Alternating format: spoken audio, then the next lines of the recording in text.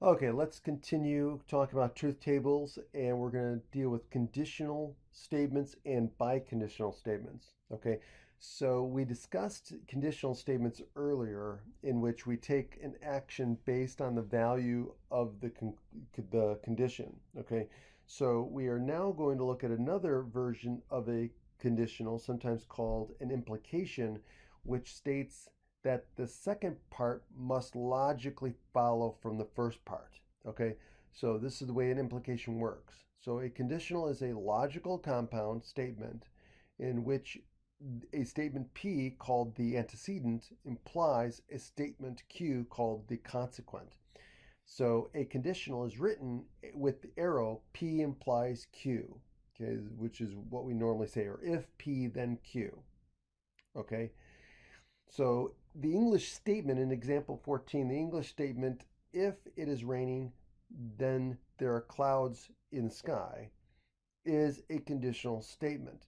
It makes sense because if the antecedent, if it is raining, is true, then the consequent, there are clouds in the sky, must also be true. So that's the way an implication works. If the if part is true, then the then part must also be true. Notice that the statement tells us nothing of what to expect if it is not raining. There might be clouds in the sky or there might not. We don't know. Okay, all bets are off. Okay, if the antecedent is false, then the consequent becomes irrelevant. Okay, so let's look at example 20. Okay, example 20 says, suppose you order a team jersey online on Tuesday and want to receive it by Friday so you can wear it to Saturday's game. The website says that if you pay for expedited shipping, you'll receive the jersey by Friday. In what situation is the website lying to you, or lying to you?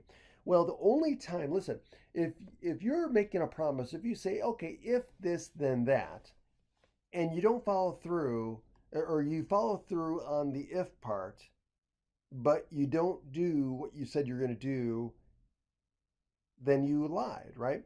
So the only time that you can call somebody a liar when it comes to a conditional statement and implication is if the if part is true and the then part is false. So if it's a T followed by an F, then the statement is false. But here's the thing. Any other situation, the statement is true. Or excuse me, the statement is true. Okay, so the only time you can say the person lied is if the antecedent is true and the consequent is false. Okay, so there are four possible outcomes for this example. One, you pay for expedited shipping and you receive the jersey by Friday. They didn't lie to you in that situation. Two, you pay for expedited shipping and you don't receive the jersey by Friday. Well, that's the situation where they lied, right? The website lied. Okay, they didn't tell you the truth because they said if you paid for expedited shipping, you'd have it by Friday. You paid for expedited shipping. It didn't happen. You didn't get it by Friday, so the website lied. Okay, so two is where you get a false statement. Um, Three, you don't pay for expedited shipping and you receive the jersey by Friday. Great, right? Nothing was said about what would happen if you didn't pay for expedited shipping. They didn't say you weren't going to get the jersey by Friday. They just said, hey, if you do pay for expedited shipping, you'll get it by Friday. Okay, so three is true. So you can't say that the website lied for number three. And then number four is you don't pay for the expedited shipping and you don't receive the jersey by Friday. Again, there was no guarantee about the delivery date if you did not um, pay for expedited shipping. Okay, so I hope you guys understand that, how that works, so how implications work. Okay, only one of these statements proves that the website was lying, and that's the second outcome in which you paid for expedited shipping but don't receive the jersey by Friday. The first outcome is exactly what you promised, so there's no problem with that. The third outcome is not a lie because the website never said what would happen if you didn't pay for expedited shipping. So same goes for the third situation and the fourth situation. Okay. Um, and that's pretty much what I want to say about that. It may be strange that the third outcome in the previous example, in which the first part is false, but the second part is true, is not a lie. Again, you got to think logically about this stuff. Okay. Remember, though, that if the antecedent is false, we cannot make any judgment about the consequence. Okay. The website never said anything about what would happen if you did not pay for expedited shipping. Okay? So again, if the antecedent is false, all bets are off about what happens after that. Okay? So example 21 says a friend tells you if you upload that picture to Facebook, you'll lose your job. So again, under what condition could you say your friend was lying or mistaken? Okay. Well, the only time you would the only time you could say that your friend was mistaken is if you uploaded the picture, right? And you don't lose your job. That's it. So which one of the situations is that? It's going to be either 1, 2, 3, or 4. So and it'd be again number 2, right? You upload the picture and you don't lose your job. Then you could say to your friend you were wrong. Okay, all the other situations are true. Okay, just like before, just like in the other example. Now, if you want to see this in a truth table, how it plays out, and to prove it to yourself, here is a truth table for an implication. So again, we write out the first 2 columns with the P and the Q. Notice that the only time that an implication is false is if the antecedent is true and the consequent is false. Okay? Other than that, an implication is true. Okay? So if you have a T followed by an F, so if the antecedent is true and the consequence is false, then an implication is false. Otherwise, it's true. Okay, so now it says construct a truth table for the following statement.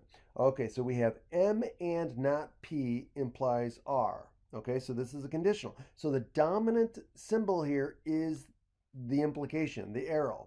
Okay, so we're going to work on the left side first, and then we'll do the implication. So again, we'll work from the inside out. So we're going to start with the and, well, we'll start with the negation. That's the lowest on the dominance. So we'll start with the negation, and then we'll move to the and then we'll do the implication. Okay, so again, how many symbols do we have here? We have statements. We have 1, 2, 3 statements. So we've got to start with writing out the 4 statements in the positive. So we have M, P, and R. So we've got to start there. Okay, so again, we start with figuring out all the different possible combinations of truth and false, true and false. Okay, and so here are the 8 possible conditions using the pattern that I shared with you before. Okay, now the next thing is we're going to do the negation. So we're going to go do the negation of P, which is in the yellow column. Okay, which is just the opposite value of what's in the green column. So we add that column. And now after the negation, now we're going to do the and part, right? So now we add the and column. And again, we're looking at just the green columns in this case. And again, and is only true if both of the component statements are true. So that's going to be this row,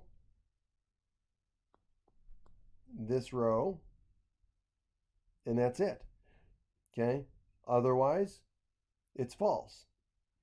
Okay? And then finally, after we do the and, then now we do the implication. Okay? And again, the implication is involved with the antecedent. So this is the antecedent column. And the R column Now notice how they rewrote the R column over here. And I think the reason why they did that is to make sure that we're always looking for T followed by F. But you could easily just look at this column. Just remember, we've got to do the antecedent first. If that's a T and the R column is followed by an F, then we can do that. So we have, now if the antecedent is false, all bets are off, right? Anything else is true. So we're looking for T's. So we have a T in the third column, but R is true. So that's true. And then we have a T in the fourth column, and R is false. So that's going to be false. All the rest of them are true. And we're done. So we've got the truth table completed. Okay? So when M is true, P is false, and R is false, the fourth row of the table, then the antecedent M and not P will be true and the consequent false, resulting in invalid conditional. Every other case gives a valid conditional or a true statement. Now, if you want a real life situation that could be modeled by this symbolic logic, consider this. Let M equal we order meatballs, P equals we order pasta, and R says Rob is happy. The statement M and not P implies R is if we order meatballs and don't order pasta, then Rob is happy. Not Bob, Rob. If M is true, we order the meatballs, and P is false, we don't order pasta, and R turns out to be false, which means Rob is not happy, then the statement is false because we satisfied the antecedent, but Rob was still not happy. Okay? Now, let's talk about related statements. Okay? So when we talk about implications, when we talk about conditionals, we can't not have the discussion about related statements, other conditionals that are related to the original conditional statement. And that's going to be the converse, the inverse, and the contrapositive of a statement. So whenever you're given a conditional statement, you can always write the converse, inverse, and contrapositive of the given statement. Okay? So if we have the original conditional, if P then Q, okay, which is given by this symbolism. The converse is basically going the other direction. It says if P then Q. So it would have this symbol. So the arrow would be going the opposite direction, or we would just flip the Q and the P. The inverse of the original statement is is basically just negating both sides of the conditional. So instead of P implies Q, we're going to say not P implies not Q. And then finally, the contrapositive does both the converse and the inverse together. So it basically flips the arrow and negates both sides. So the contrapositive of a conditional statement is not Q implies not P. Okay? So now, let's look at the truth values in a truth table for each one of these conditional statements. Okay? So let's look at each one of these below. Okay, so now, if we look at the conditional, if it is raining and there are clouds in the sky, then it is reasonable to assume that this is true. Okay, so let's look at the truth values for all of these conditionals. Okay, first of all, let's start with our P and Q. So we've got our 4 possible combinations of truth values. Now, the conditional P implies Q, right? We know that that's going to be TFTT, right? Because the only time it's false is in the second row where P is true and Q is false. Okay. Now let's look at the other conditionals. Let's look at the converse. The converse says if Q than P. So we want to look for when Q is true and P is false. So when is Q true and P is false? That's going to be the third row. So in fact, that's when we have an F. Okay, notice we have the F here in the second row for the conditional. Now for the converse, it's in the third row. Now let's do the inverse. Let's negate both sides of the conditional. So again, we're looking for when not P is true and not Q is false. Now in this case here, we didn't write the negations in this so separate columns, and that's fine. Let's figure this out. So not P, when is not P true? When it's false, right? And when is not Q going to be false? That's going to be the third row. So in the third row, we have F followed by T. So that means if we do not Q and not P, it's going to flip the signs. So it'll be true followed by false, which means the third row will give us a false here, which it does. Okay. And then finally, the contrapositive, we're going to negate both sides and flip the direction. So we want to know, okay, so in other words, when we have for the converse, we have we want to find false followed by true, which is the third column.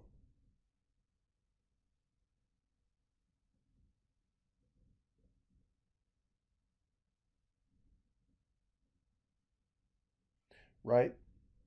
So that was F. So in other words, we want to know when we have a false followed by a true.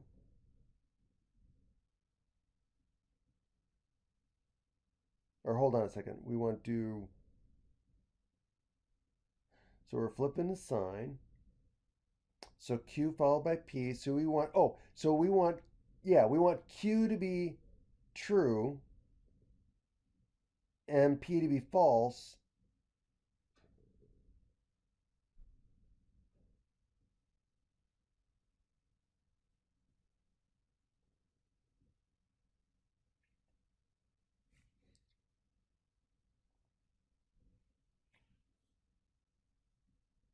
Right? Because we're negating both sides. So again, we want a true for the last column. We'll want a true followed by a false.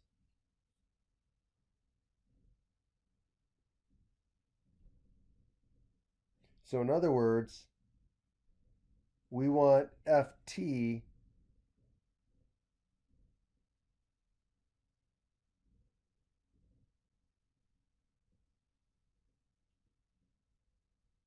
yeah, we want a true followed by a false.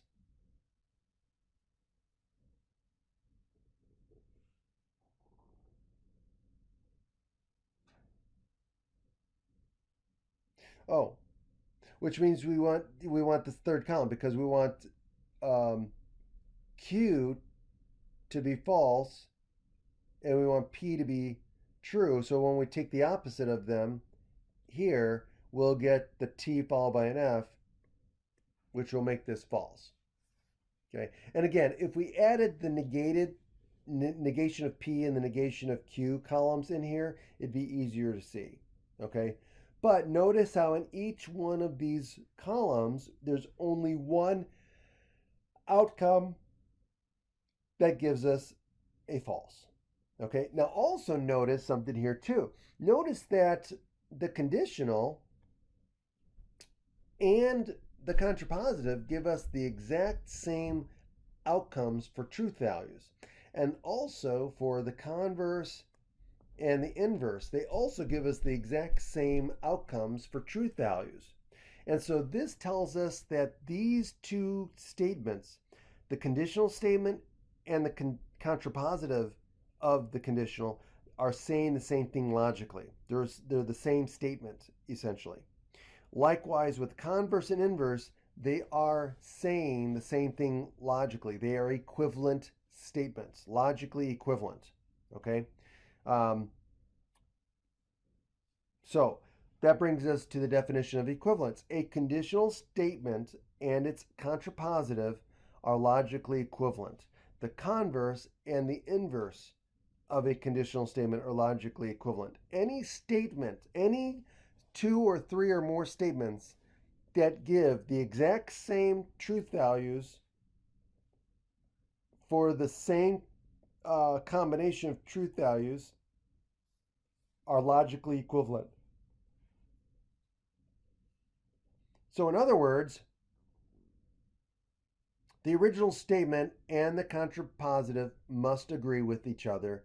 They must both be true. Okay, so um, or they must also both be false. That is the condition for an equivalent statement. They are either both true or both false. That has to be the case. Similarly, the converse and inverse must agree also with their truth values, so they must both either be true or they both must also be false. Okay? So be aware the symbolic logic cannot represent the English language perfectly. For example, we may need to change the verb tense to show that one thing occurred before another. Okay?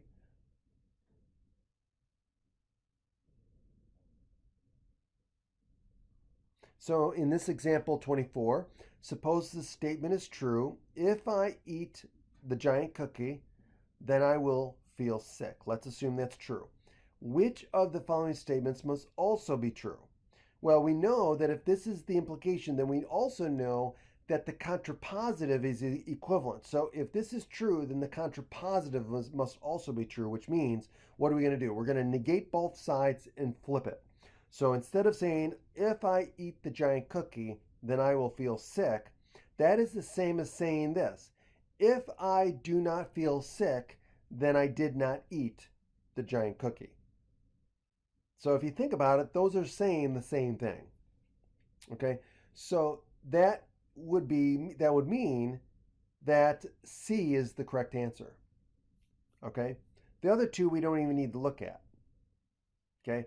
But let's look at it anyway because again, we always want to ask ourselves, does it necessarily follow, right? So there's another reason why we look at this stuff is to ask ourselves, hey, does it necessarily follow that the consequent must be true if the antecedent is true? So let's look at this. So let's look at A. A says, if I feel sick, then I ate the giant cookie. Is that necessarily true? Is it necessarily true that if I feel sick, then I must have eaten the giant cookie? Of course not. No, I could have gotten sick for other reasons. Okay, so that's not necessarily true.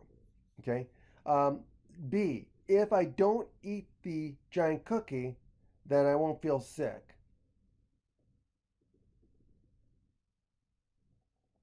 Well, again, that's not necessarily true. Just because I don't eat the giant cookie, that doesn't guarantee that I won't feel sick. Again, um, I could end up feeling sick for other reasons. Okay, and then of course C is the correct answer, right? If I don't feel sick, then it must be the case that I didn't eat the giant cookie, right? Because if it's true that if I eat the giant cookie, I feel sick, then it makes sense that if I don't feel sick, then obviously I didn't eat the giant cookie.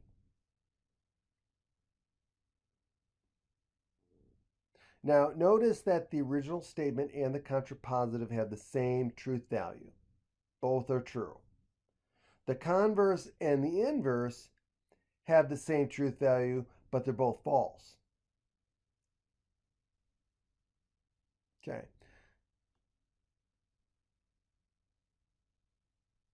Now, let's consider the statement if you park here, you will get a ticket. What set of conditions will prove the statement false? Okay? Well, think about it.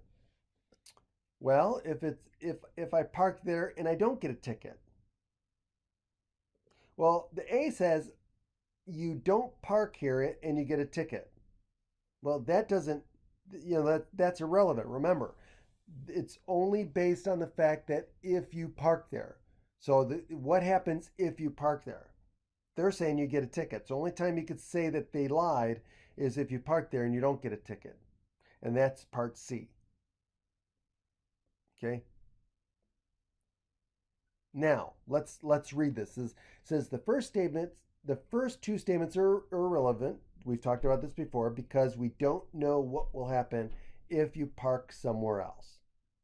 The third statement, however, contradicts the conditional statement. The third statement says you park there and you don't get a ticket. That contradicts the first statement. Okay?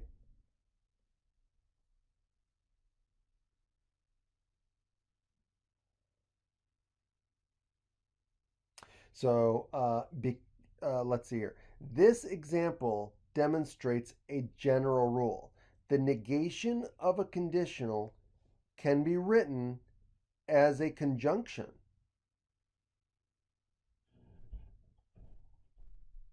Think about that. It says, if you park here, you'll get a ticket. That's the same thing as saying, you park there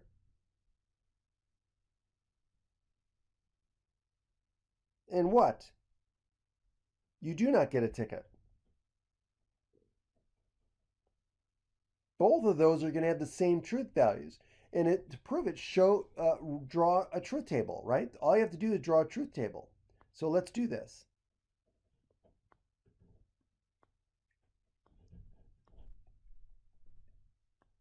Okay, so we have P, ah,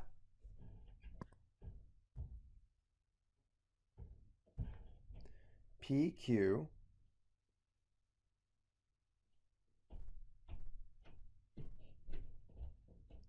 let's do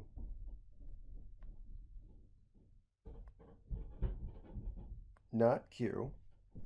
Okay, so if we write down all of the possible truth values, we've got T, T, F, F, T, F, T, F, and then not Q is going to be F, T, F, T, okay? And I know I'm getting a little sloppy here. Bear with me. And then what are we going to do? We're going to do the implication. We're going to say P implies Q. So again, P implies Q is going to be T, F, T, T, right? So that's the F is the only row that it's a T followed by an F. Now let's look at P and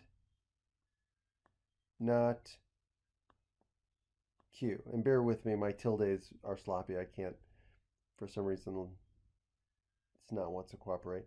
Um, so now P and not Q. So again, we're looking at P and not Q columns. So the only time an and statement is true if they're both T's. Well, the first one is um,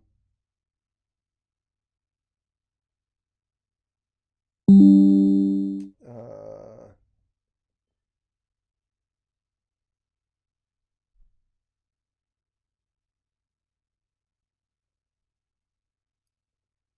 let's say P and not Q.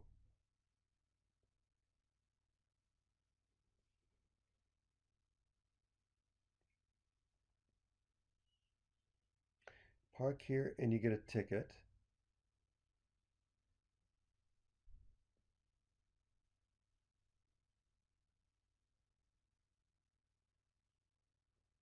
So P is true.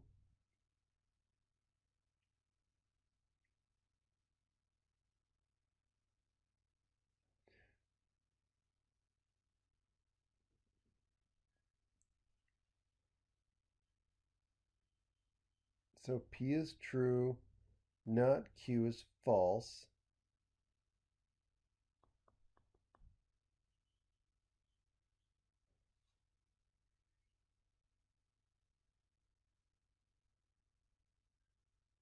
Oh, hold on, we missed a step. Hold on.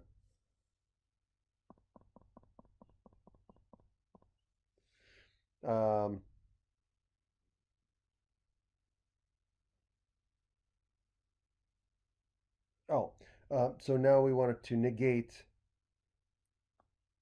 the implication. And so if we negate the implication, I'll do that here. So if we negate the implication, come on,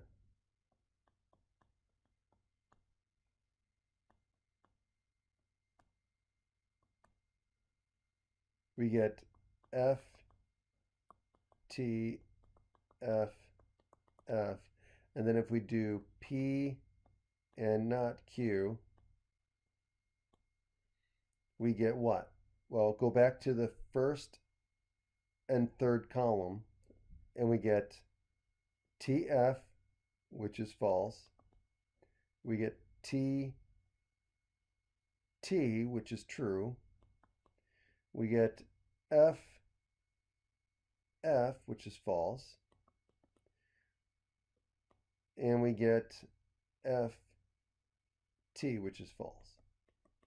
Okay, so we notice that we get the same truth values. So when we negate an implication, it's the same as an and statement. Okay, now what if we do the implication? Okay, which is what I wanted to do, but they were doing something else.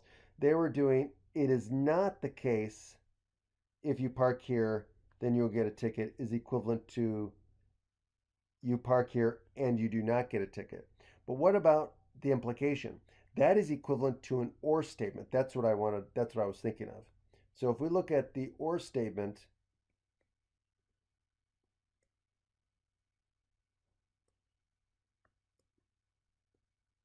okay, so again we go P, Q, so we get T, T, F, F, and then we get T, F, T, F, and then we get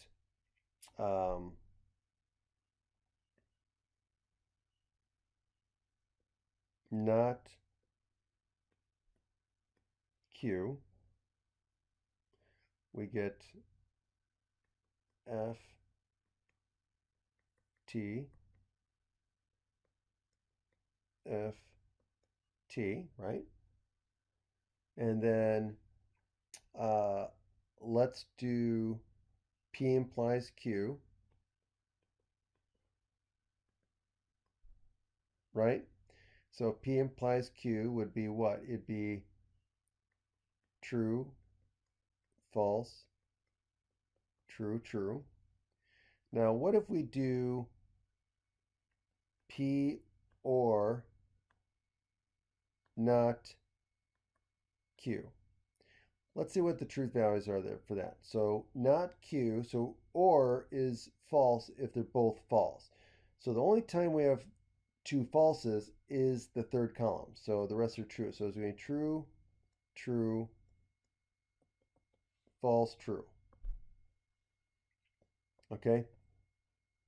Now, the implication,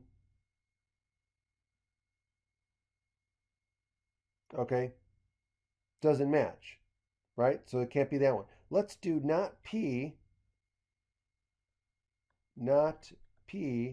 or Q.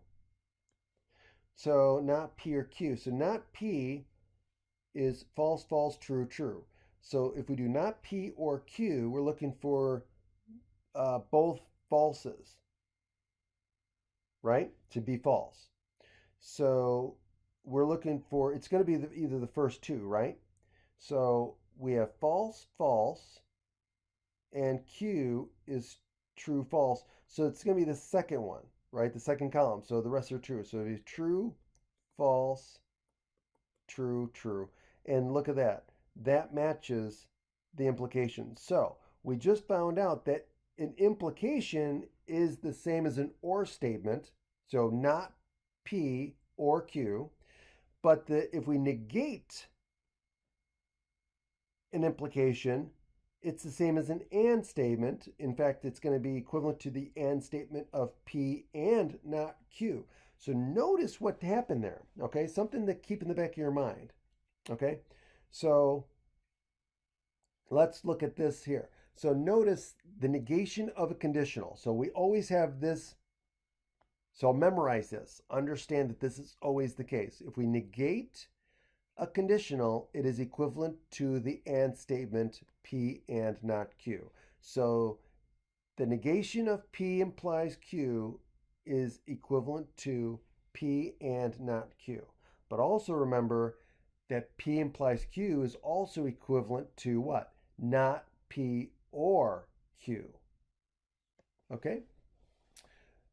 Okay, so which of the following statements is equivalent to the negation of if you don't grease the pan, then the food will stick to it? Okay? So we want the negation of that. Okay? So we want to negate this and then find the equivalent. So the equivalent is if we say you don't grease the pan, okay? So let's say not P, then the food will stick to it. Let's say that's Q. That implies Q, right? So the equivalent, so the negation of this, right? If we negate this, then what is it? So think about this is our quote unquote P. This is our Q. So it's going to be what? It's P and not Q. So it's going to be what? It's going to be not P in this case and what? Not Q. The negation of Q. Okay?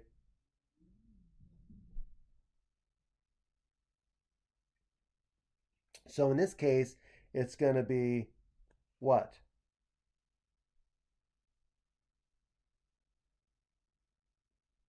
If you do not grease the pan and the food doesn't stick to it.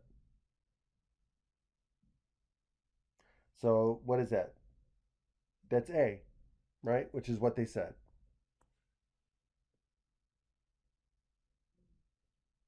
Okay. So again, just make sure you understand what P and Q are.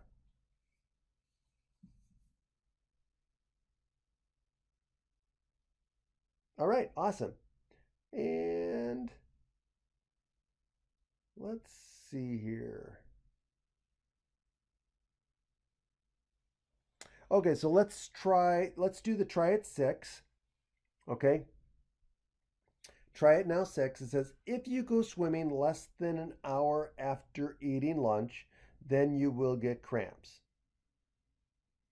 Which of the following statements is equivalent to the negation of this statement? Okay, so again, if you go swimming less than an hour after eating lunch. So let's let that be our P. And then you will get cramps is our Q. So we're saying if P then Q. So we know if we negate that, then the equivalent statement of the negation of that is what? It's P and not Q. So that means it's what? You go swimming less than an hour after eating lunch and you don't get cramps. And that would be B. So B is the equivalent statement. Now, in everyday life, we often have a stronger meaning in mind when we use a conditional statement. Consider, if you submit your hours today, then you will be paid next Friday.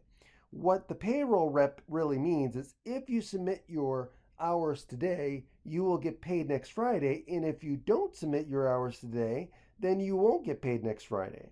So there's an implication, there's an implied, um, there's an implication where it's assumed in the conversation that this goes both ways, right? So it's implied that, okay, if you submit your hours today, you'll get paid next Friday. But it's also implied in the conversation that, well, if you don't submit your hours today, then you won't get paid Friday. Okay. This is known as a biconditional. Okay. So remember, so in this case, what we're saying is that the conditional and the inverse are true, right? Are both need to be true. This is what a biconditional is. A biconditional means that it goes both ways. The conditional is true and the converse is true. Okay, so a biconditional is a logical conditional statement in which the antecedent and the consequent are interchangeable. Okay, so and what we use is we use the symbol of a double arrow. Also, the if and only if, because if, like if we say P if Q, right, is the same as Q implies P. Only if we say P only if Q, that's the same as P implies Q. Okay, so if and only if is the way we say um, a biconditional. And also, the shorthand for if and only if that we use in mathematics is IFF. Okay, if and only if. Okay, just so you know. Okay, so now, how do we write a bit biconditional? The biconditional go, goes both ways, and it's true only if both P and Q are true or both P and Q are false. Otherwise, it's false. So if P and Q have opposite truth values, it's false. If they have the same truth value, the biconditional is true. Okay. Um, Now, again, notice that the fourth row where both components are false is also true. So again, if you don't submit your timesheets and you don't get paid, the person from payroll did tell you the truth. Okay, so now let's look at this example here. Suppose this statement is true. The garbage truck comes down my street if and only if it is Thursday morning. Which of the following statements could be true? A, it is noon on Thursday and the garbage truck did not come down my street this morning. B, it is Monday and the garbage truck is coming down my street. C, it is Wednesday at 11:59 and the garbage truck did not come down my street today. A, oh, actually, I'm sorry. So again, it's a biconditional. So either both statements must be true or both statements must be false in order for the biconditional, the if and only if, to be true. Okay. Um, so so we want to find the garbage truck did not come down my street and it is not Thursday morning. That would be an option. Um, so A, it says it is noon on Thursday and the garbage truck did not come down my street this morning.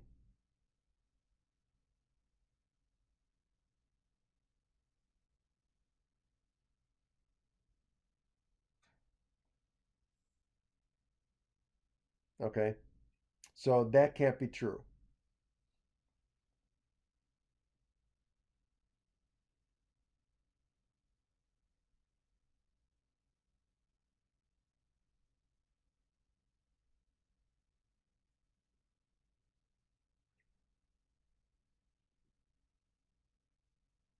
Why? Because if you look at it, are both statements false? Well, uh, the garbage truck did not come down your street that morning, but it's also the case that it was Thursday morning, right? So it was Thursday morning, and the garbage truck did not show up. So those um, are opposite truth values, so it can't be true. What about B? B says it is Monday, so it's definitely not Thursday, and the garbage truck is coming down my street. Well, so in this case here, the first part is true. The garbage truck comes down my street. That's true, but the fact that it's not Thursday, so it's not Thursday, so that's false. So again, it has opposite truth values, so it can't be true. What about C? It says it's Wednesday at 11:59, so it's not Thursday morning, and the garbage truck did not come down my street today. So those are both false, which means it would be a true statement. So it could be true. This is so this would yeah, that would work. All right.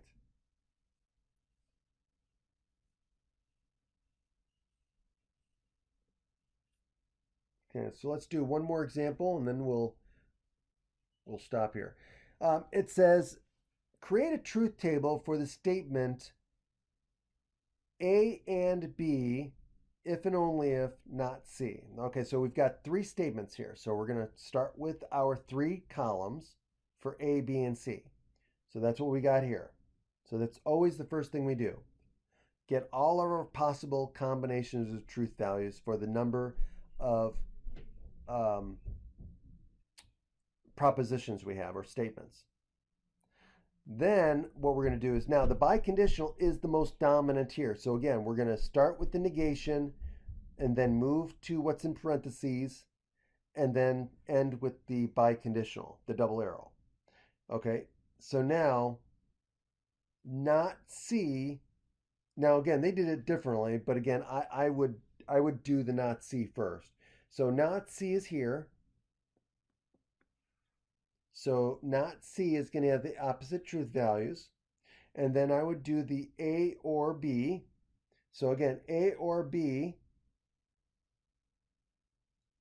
is going to use the first two columns. And again, it's only false if both A and B are false. And the only time that we have the two falses is the bottom two rows. Otherwise, everything is true. And then once we do that, now we're going to do the biconditional. Now the biconditional is only true if the antecedent and the consequent have the same truth values. So we want to go down these two rows and just look for TT or FF. And so notice how we have TT in the second row, we have TT in the fourth row, we have TT in the sixth row, and we have FF in the seventh row. And so all of those are T's. The rest are false. Okay? And that's it. So we've correctly built a truth table that corresponds to all, that gives us all the possible truth values of the biconditional. And that is where we'll stop. And we'll start with De Morgan's law next time.